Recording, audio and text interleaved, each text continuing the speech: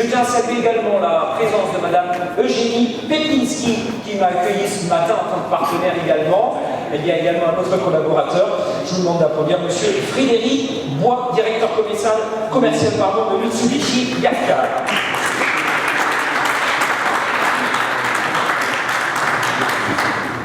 Merci à vous. Ça va être difficile. Je vais raconter des bêtises après monsieur qui a l'air d'être une Bible du CO2. Alors, depuis ce matin, on parle de... Oh, je ne sais pas sur votre... C'est bon là? Voilà.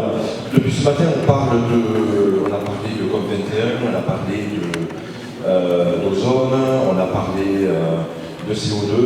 On a parlé de beaucoup de choses comme ça, et donc je pense que mon intervention vient à point nommé, puisqu'on a parlé aussi des Japonais avec le CO2. Donc voilà, je vais vous présenter aujourd'hui un produit japonais, qui est une pompe à chaleur au CO2 pour faire de l'eau chaude sanitaire uniquement. D'accord? Il s'appelle le Qton, donc c'est une PAC RO, des A30. Voilà un petit peu sa présentation. Alors, c'est un produit qui permet de faire de l'eau chaude sanitaire à 90 degrés jusqu'à des températures extérieures de moins 25. Alors, comme disait monsieur tout à l'heure, c'est les Japonais qui ont sorti ça, il fait très froid au Japon. C'est un produit qui maintient sa puissance jusqu'à moins 7 degrés de température extérieure, qui a un COP écologique donc à plus 7 de 4,3, et on a des COP records, vous pouvez le voir, à des températures extérieures de moins 25, 90 degrés, on a encore des COP de 90. Ce qui en fait aujourd'hui un produit assez révolutionnaire.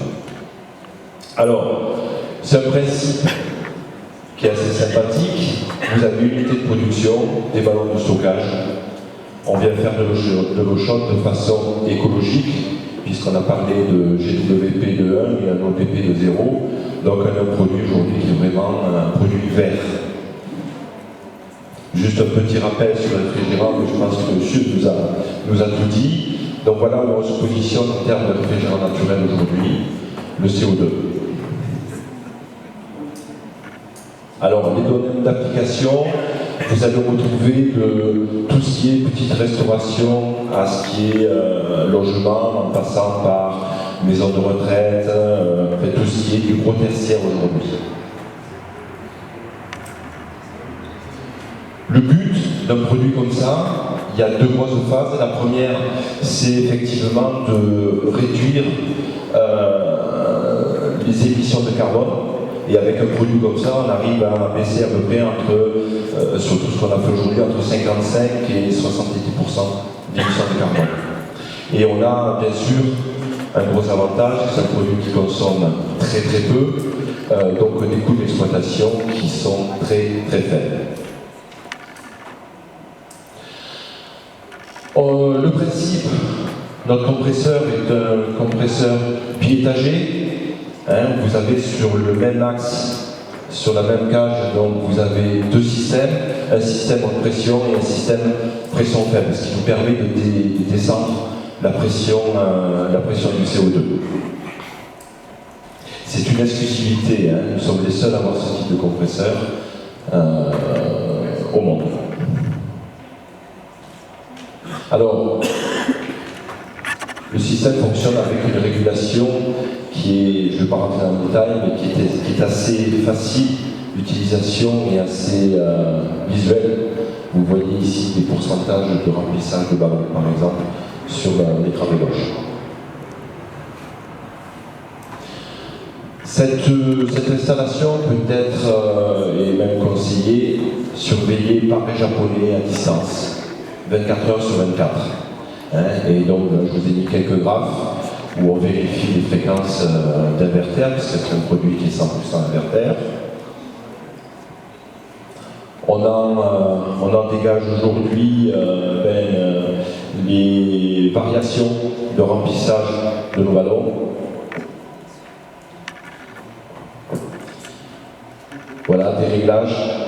Je passe vite, ce sont des réglages. Je préférerais qu'après vous ayez des questions, plutôt que de rentrer dans le détail technique.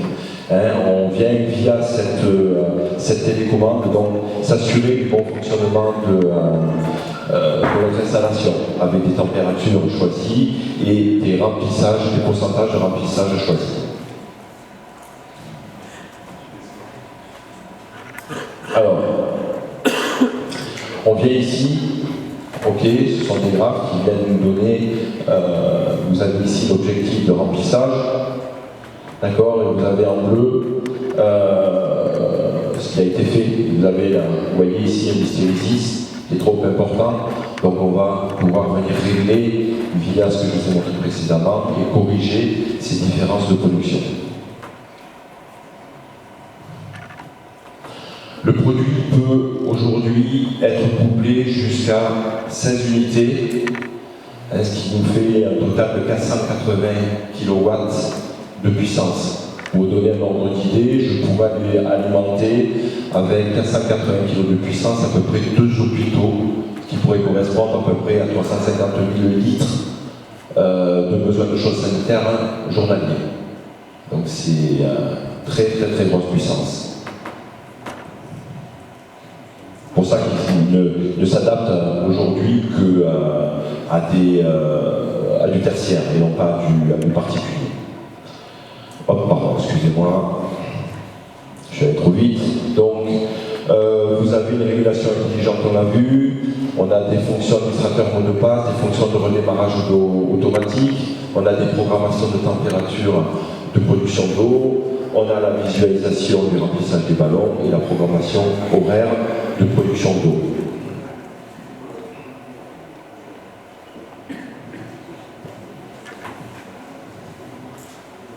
Donc, ce produit aujourd'hui va correspondre à tous les besoins en production de choses sanitaires. Il n'y a pas un seul, pour vous donner un ordre d'idée, le dernier chantier qui est en cours aujourd'hui, c'est pour, je tairai le nom, c'est pour un gros club de vacances où on a 188 000 litres au jour de consommation de choses sanitaires. D'accord? Donc on va le faire au CO2 et c'est vraiment, voilà, c'est en altitude, la température extérieure est de moins 23 en hiver, donc il faut pouvoir produire cette quantité d'eau à des températures qui deviennent un petit peu très difficiles à gérer. Donc régulation précise du stockage, nous avons 9 sondes qui viennent analyser les différentes températures de nos ballons et qui viennent en réguler la production. On va, comme je vous l'ai dit, jusqu'à 480 kg. Le réfrigérant, donc, c'est du R744, on l'a vu. On produit donc de l'eau 90 degrés jusqu'à moins 25 de température extérieure. On a une régulation intelligente. On a une chose importante, c'est un produit qui fonctionne en semi-instantané, c'est-à-dire qu'on fait et du stockage et de la production instantanée. Et si vous regardez les valeurs en débit instantané disponible, à 65 degrés, on est aux 500 litres/heure, ce qui est vraiment une très grosse production en termes d'eau chaude. C'est un produit qui est silencieux, 52 dB à 1 mètre, ça fait moins de bruit qu'un petit multisplit, en gros. Voilà les dimensions, avec comme je vous l'ai dit, avec une série de butons liés, on peut aller jusqu'à 120 000 litres jour sans aucun souci. Alors, le CO2 fait peur à tout le monde. Monsieur parlait des pressions aujourd'hui sur le CO2 qui peuvent être assez élevées. Vous avez vu déjà notre compresseur nous permet de baisser, la technologie permet de nous baisser la pression. Il faut savoir que notre buton, il n'y a pas d'intervention sur le CO2. C'est un monobloc, tout est arrêt d'usine, donc l'installateur n'a pas besoin de venir toucher au CO2. Mais comme l'a dit aussi monsieur tout à l'heure, quand vous allez prendre une canette de coca dans un distributeur, il y a du CO2 dedans, donc c'est pas dangereux. Le CO2 il est dangereux, mais quand on vient freiner son débit, quand on vient le faire cristalliser, effectivement, quand les tuyaux sont bouchés, ça risque d'exploser. C'est pour ça qu'aujourd'hui, tout est fait en usine, il n'y a pas besoin de toucher au CO2. La seule chose que vous avez à faire, c'est de l'hydraulique. D'accord? Donc nous, on intervient dans toute la chaîne, du début jusqu'à la fin, c'est-à-dire en termes de conseil jusqu'à la mise en service. D'accord? Et nous gérons donc à distance, 24 heures sur 24, le fonctionnement de ce produit. Le fonctionnement, vous le voyez là-haut, donc vous avez une unité de production, des ballons, on a une entrée d'eau froide qui va venir se mettre sur un premier ballon. Ce premier ballon sera toujours tenu froid, puisque le principe du Q-Tone, de CO2, il nous faut un très bon étaté entre l'entrée d'eau et la sortie d'eau. C'est ce qui en donne aujourd'hui les plus beaux copes. Et on vient donc stratifier sur les ballons les plus éloignés et on revient au fur et à mesure sur les ballons froids. Voilà un peu un schéma un petit peu plus explicite. Donc nous, on fait tout ce qui est primaire. Vous avez ici un circuit dit antigène qui permet de maintenir une localisation quand elles sont à l'extérieur à une certaine température pour éviter que l'eau ne prenne en glace dans des températures très négatives.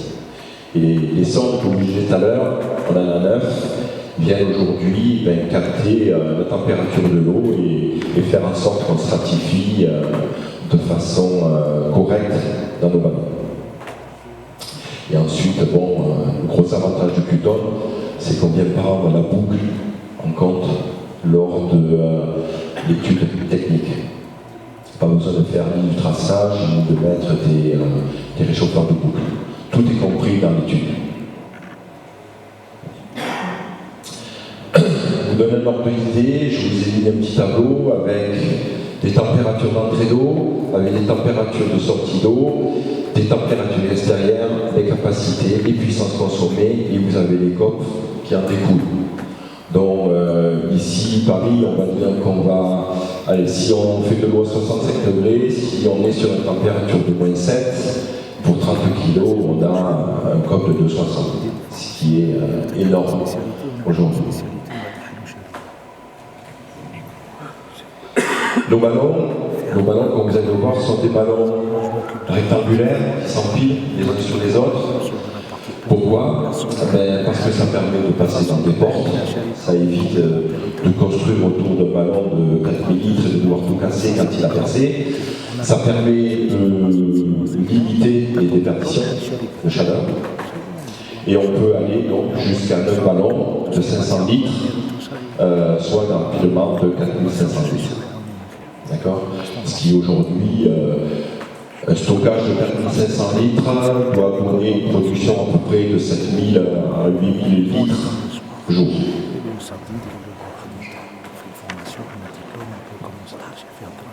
Donc les ballons, ils font 670 par 670 par 1950. Voilà, si je ne sais pas qu'est-ce que je viens de vous dire, ce qu'il y a de sympa, c'est qu'ils sont alimentaires, il y a un traitement à l'intérieur qui fait que nous sommes conformes même à ce qu'on appelle les ACS, pour ceux qui connaissent, nos chaînes sanitaires. Voilà l'exemple de pose, un Q-Tone, des ballons, des sondes. Ce que vous voyez en pointillé et en trait continu, c'est le positionnement des raccordements entre ballons. Donc, nos ingénieurs calculent la stratification en fonction des besoins qui sont donnés et en fonction des demandes des clients. Pour cet exemple-là, qui est tiré d'un chantier que nous avons réalisé, un client voulait avoir 3 ballons systématiquement en température. Alors que normalement, par ballon froid, ballon mi-chaud, stratification complète vers l'eau. Il voulait avoir 3 ballons avec 100% de température dessus. Donc on fait des implications particulières.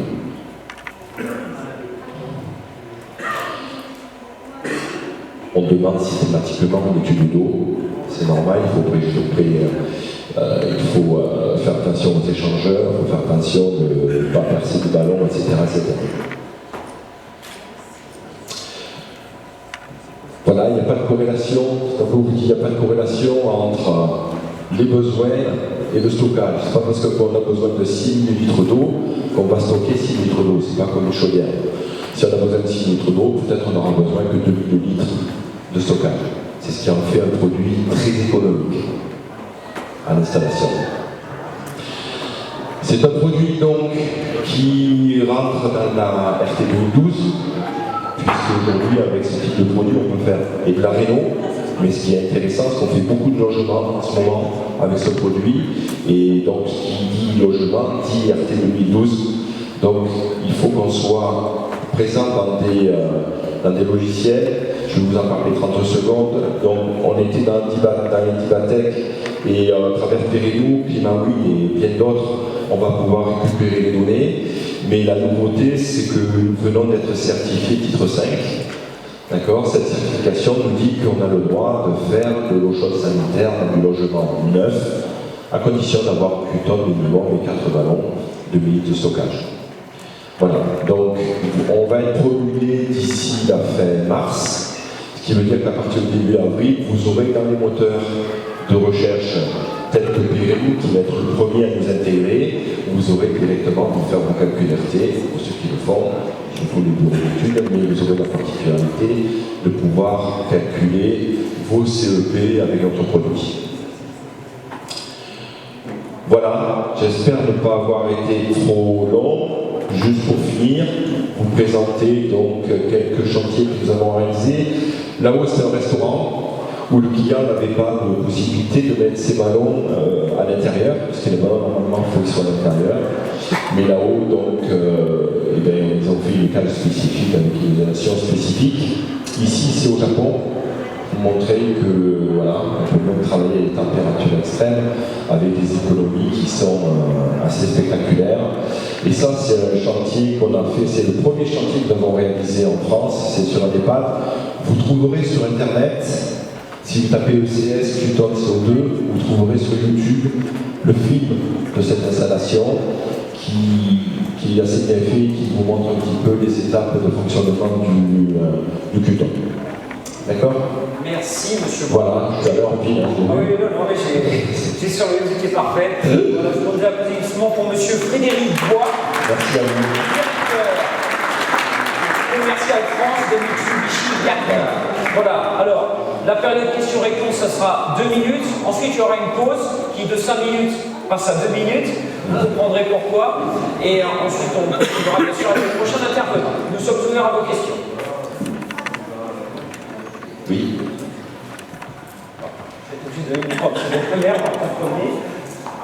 Est-ce qu'avec votre système, on peut combiner des panneaux solaires thermiques sur les petites puissances ? Non, on peut venir faire de la relève sur le panneau thermique, mais on ne peut pas y adapter directement. Quelle est l'huile que vous utilisez sur le compresseur Quelle est l'huile que vous utilisez dans votre compresseur ?